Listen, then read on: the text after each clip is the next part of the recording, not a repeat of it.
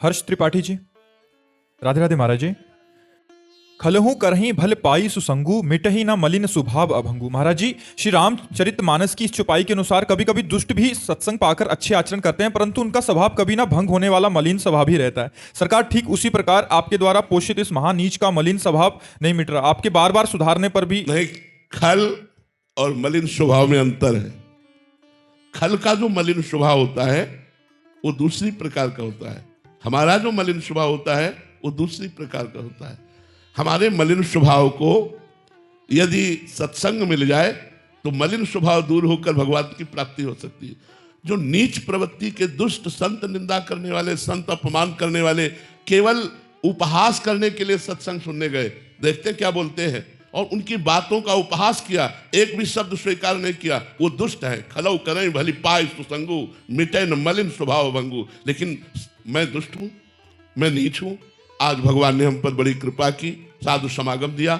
आज देखो मेरे जीवन का वो दिन है जो मैं वर्णन नहीं कर सकता, और वो आकर सत्संग में हाथ जोड़कर बैठ गया और सत्संग की बात सुनी। उसका जीवन निरंतर सुधरता चला जाएगा, और वो खल नहीं है, वो दुष्ट नहीं है, वो मलिन स्वभाव वाला है। उसका मलिन स्वभाव सत्संग से निर्मल हो जाएगा, सत्संग से निर्मल हो जाएगा। लेकिन जो दुष्ट लोग हैं उनका निर्मल नहीं होता, क्योंकि वो संत का उपहास करने के लिए जाते हैं, वो संतों के दोष दर्शन करने के लिए जाते हैं, वो सत्संग सुनने नहीं जाते। वो जाएंगे वहां, लेकिन वो अपनी मलिनता का ही आरोप करेंगे, वो निर्मलता का नहीं आरोप करेंगे।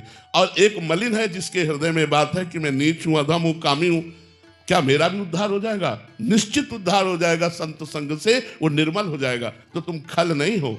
मलिन स्वभाव भले हो सकता है, लेकिन खल नहीं हो। अगर खल होते तो प्रश्न ही ना करते। प्रश्न करने का मतलब है जिज्ञासा। जिज्ञासा पवित्र हृदय में होती है। कुछ मलिनता और कुछ पवित्रता आपके हृदय में है, धीरे धीरे बढ़ाइए, पूरे मन को पवित्र कर दीजिए, और पापाचरण होने से अपने को रोकिए। जो कार्य निषेध किए गए हैं उन कार्यों को मत कीजिए। जैसे खान पान में मांस, मछली, अंडा मत खाइए, मदिरा मत पीजिए, पराई बहन बेटियों की तरफ गंदी दृष्टि मत रखिए, पराया धन हड़पने की कोशिश मत कीजिए, और नाम जप कीजिए। देखिए बहुत जल्दी आपका हृदय पवित्र हो जाएगा। महाराज जी, साधक को कैसे पता लगता है कि उसका अंतःकरण पवित्र हो रहा है? क्योंकि प्रतिपल तो उसको ऐसे लगता है कि मेरे में वही काम, क्रोध, लोभ की वृत्तियां हैं। हाँ, ये तब तक रहता है, ये भगवान की बड़ी कृपा है जो ये रहता है, क्योंकि इससे अहंकार नहीं आ पाता। भगवान अपने जनों में थोड़ा थोड़ा ऐसा दिखाते रहते हैं, जिससे अगर हृदय से पूछा जाए तो लगता है मेरे जैसा नीच अधम कोई नहीं है, मेरे जैसा अधम कोई नहीं।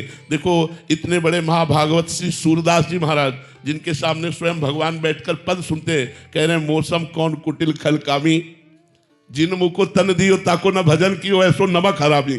देखो कितने बड़े महापुरुष है, और क्या लिख रहे हैं अपने लिए, कह रहे जिन मुँह को तन दियो ताको न भजन कियो ऐसो नोन हरामी, मौसम कौन कुटिल खल का। तुलसीदास जी लिख रहे हैं, जो मैं अपने अवगुण कहूँ बाढ़ई कथा पार नहीं लाऊं। यदि मैं अपने अवगुणों की चर्चा करूं तो कथा बढ़ जाएगी, वो हम पार नहीं पा पाएंगे। हनुमान जी महाराज कह रहे असमय अधम सखा सुनु मोहू पर रघुवीर, मैं ऐसा अधम हूं, इतने पर भी भगवान की हम पर कृपा है। सबरी मैया क्या कह रही, अधम ते अधम अधम अति नारी, तिनमा मैं मतिमंद आघारी। भगवान के भक्तों में ये जो वर्णन करने की शैली है वो इसलिए है कि उनके हृदय में अहंकार नहीं होता, और अहंकारहीन हृदय ही अपने में दोष देख पाता है। जो अहंकारी हृदय होता है वो अपने में गुण देखता है, दूसरों में दोष देखता है। जो दैन्य होता है वो अपने में दोष देखता है, दूसरों में गुण का दर्शन करता है, इसीलिए वो संत है। महाराज जी, पवित्र हृदय की क्या पहचान है? जब पवित्र हृदय हो जाएगा तो कामादि दोषों का प्रभाव नहीं पड़ेगा। जो काम, क्रोध, लोभ, मोह, मद, मत्सर, ये 6 दोष हैं, इनका प्रभाव नहीं पड़ेगा। काम, क्रोध, मद, मान न मोहा, लोभ न क्षोभ, राग नहीं द्रोहा, जिनके कपट दंभ नहीं माया, तिनके हृदय बसो रघुराया। जहां काम, क्रोध, लोभ, मोह, मद, मत्सर का प्रभाव शून्य हो जाए वहां हृदय निर्मल। अगर थोड़ा भी आकर्षण है तो उस हिस्से में अपवित्रता बनी हुई है। और कभी कभी पवित्र हृदयों में भी इनका विकार का आक्रमण देखा गया।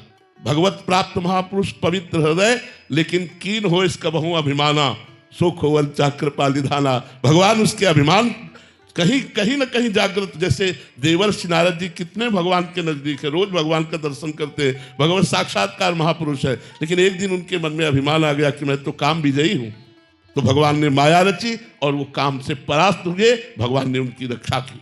तो कभी कभी भगवत प्राप्त महापुरुषों में भी भगवान उनके हृदय की उस वृत्ति को कि मैं श्रेष्ठ हूं, उसको नीचा दिखाने के लिए कभी न कभी ऐसे कोई आचरण बन जाते हैं। जैसे माँ अपने बालक को सजाती है लेकिन बाद में काला टीका लगा देती है कि किसी की नजर ना लगे मेरे बालक पे। ऐसे ही भगवान अपने संत को सजाते हैं, बाद में कोई एक काला टीका लगा देते जिससे काला टीका से उन पर नजर नहीं लगती। अरे वही है जो हमने देखा था, ऐसा वही है जो ऐसा एक दो आचरण ऐसे छोड़ देते हैं जिनके कारण लोगों की दृष्टि उसी में अरझ जाती है और महापुरुष की महिमा को न जानकर वो लाभ नहीं ले पाते। ये भगवान ऐसा गुप्त रखते हैं। जब वो महापुरुष पधार जाते हैं और उनकी जीवनी लिखी जाती है तब हो रहे इतने बड़े महापुरुष, और जब सामने होते हैं तब हम समझ नहीं पाते कि ये इतने बड़े महापुरुष हैं। भगवान इसलिए ऐसी लीला करते हैं।